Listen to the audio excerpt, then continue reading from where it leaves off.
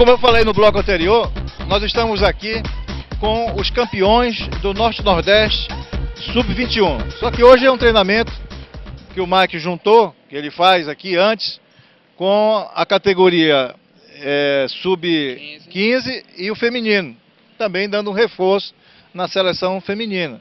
E estou aqui, eu confesso, Mike, que é até um pouco saudosista, né? Vendo um esporte que eu tanto pratiquei e admiro também. Quero lhe parabenizar pelo seu trabalho, pelo seu... Assim, você é um desbravador, você faz isso praticamente só. E com resultados positivos ao longo de um tempo que é de admirar esse seu trabalho. Antes de mais nada, quero lhe parabenizar por esse mais um feito e dizer que nós estamos assim, dando e abrindo o nosso programa para que você faça as suas reivindicações e faça as suas colocações iniciais, dizendo assim, o treinamento de polo aquático hoje, ele está diferente daquele que a gente fazia? Sim, em primeiro lugar eu quero agradecer, né, a oportunidade de estarmos aqui com a equipe. Foi um grande privilégio estarmos lá no Ceará e ganharmos mais um título, graças ao empenho de muitas pessoas que nos ajudam. E hoje o treinamento de polo aquático é um pouco diferente de 10 anos atrás. O esporte hoje é muito mais nadado, a prática da natação ela é muito mais cobrada do que há um tempo atrás. Hoje a preparação física vale muito mais a pena, porque nós temos 4 tempos de 8 minutos, semelhante ao basquete, é cronometrado, e isso exige mais ou menos um gasto. Cada atleta nada em torno de 400 a 500 metros por quarto, né? Então há um grande desgaste físico. Dentro disso aqui, só para ter uma comparação, um tempo de ataque, na minha época era 45 segundos. Passou para 35 e agora 30. Eu queria que você explicasse exatamente da diferença desse tempo, em função exatamente da velocidade que é nadada hoje, é isso? Isso, o jogo ficou muito lento, né, e a FINA não se tornou um esporte tão agradável de assistir. Hoje encurtou o tempo, o jogo ficou muito mais veloz, porque o campo oficial é de 30 metros de comprimento por 20 de largura, então exige que a equipe seja rápida para chegar no ataque, para poder definir antes que acabe os 30 segundos. A diferença do nosso time, dos nossos times, né, aqui da região, que nós somos campeões, para o Rio e São Paulo, ela é assim tão grande quanto a mesma diferença do Brasil para o resto do mundo. Nós conseguimos, quando jogamos com São Paulo, no primeiro quarto se equiparar, no segundo mais ou menos, e terceiro e quarto é que fazem a diferença. E da mesma forma, quando o Brasil joga com Espanha, com a Bulgária, ou com Cuba e outras equipes tão fortes quanto essas que eu citei? Sim, porque o nível de intercâmbio que eles têm de jogos em São Paulo é muito grande, Rio e São Paulo.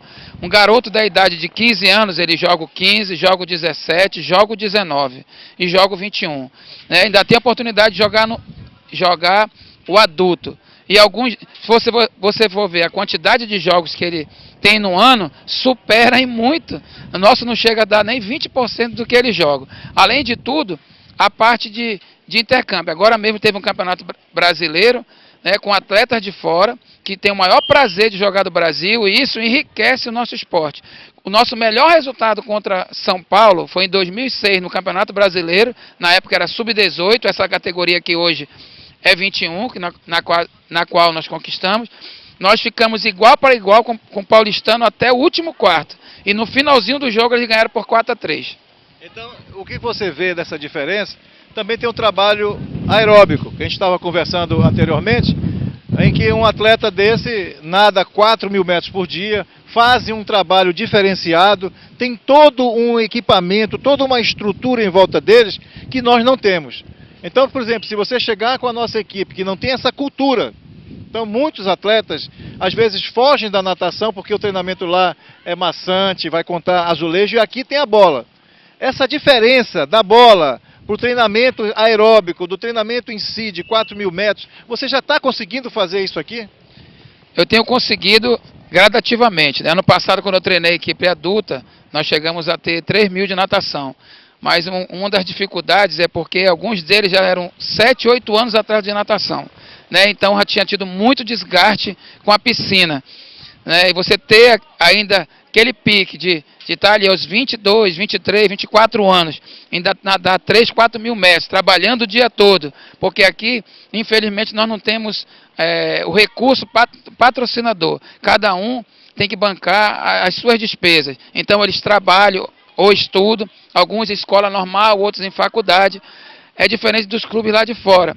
Nós temos o exemplo do César de São Paulo, que tem 7 atletas da seleção brasileira na categoria sub-19, quando um atleta dali, ele tem psicólogo, ele tem nutricionista, ele é pago a escola dele, ele tem um alojamento, ainda tem um salário médio de R$3.000 para treinar e se dedicar ao polo aquático. Como nós estamos falando nessa reportagem, eu vou fazer de novo assim, é uma pinça que eu vou fazer aqui para você ficar lembrando, para não perder a fixação daquilo que a gente estava conversando com o Aristóteles Almeida sobre o atleta de alto rendimento do remo, que de vez em quando um atleta nosso, pim, vai embora. E você está falando exatamente o que nós estávamos conversando anteriormente. E quando chega a esse ponto de você perder atleta, nós temos aqui um centro de alto rendimento. Nós estamos no centro de alto rendimento, pelo amor de Deus. E esse centro ele não funciona. Nós temos dificuldade de manter o atleta e até de levá-lo para uma universidade dentro de um projeto que tenha início, meio e fim. Eu queria que você fizesse, não um desabafo, mas uma colocação dentro daquilo que você acha que deve ser feito.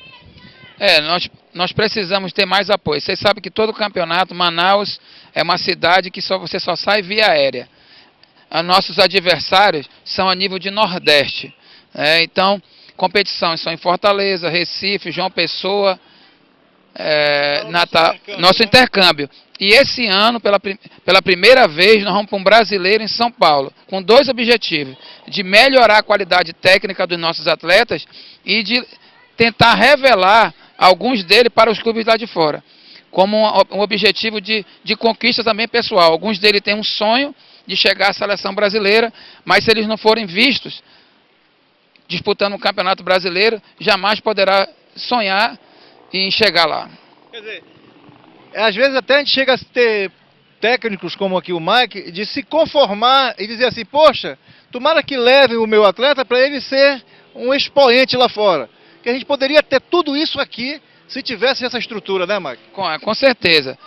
Você tendo uma estrutura de treino, sabendo que você vai treinar e naquela data certa você vai viajar, que você vai ter o apoio nutricional, que você vai chegar lá bem, né? Você vai estar com a sua preparação física como um todo. Não você treina como já chegou a acontecer em alguns anos. Nós treinamos e chegou praticamente uma semana da viagem, nós não tínhamos passagem para viajar. Aí vem o desestímulo. Se nós tivéssemos isso aqui, com certeza seria melhor. E nós precisamos desse apoio. Hoje, a Vila Olímpica tem nos ajudado com a piscina e a Segel. A federação, através do Vitor Hugo Façanha e o Botinho, tem nos aberto o espaço. A confederação nos cede anualmente algumas bolas para treinamento, mas isso é o básico para que você pense em chegar no nível nacional. Você sabe, você ser um campeão nacional, você precisa de ter por trás um patrocínio forte, alguém que esteja lhe apoiando, que tenha um recurso, realmente que você possa dizer, patrocinar uma faculdade de um aluno desse, que ele possa realmente se dedicar ao estudo e treinar tranquilo, e não ele ter que batalhar, sobreviver o dia todinho, alguns trabalham no distrito, e chegar aqui à noite e ter toda aquela alegria de treinar e no outro dia estar disposto de manhã para trabalhar.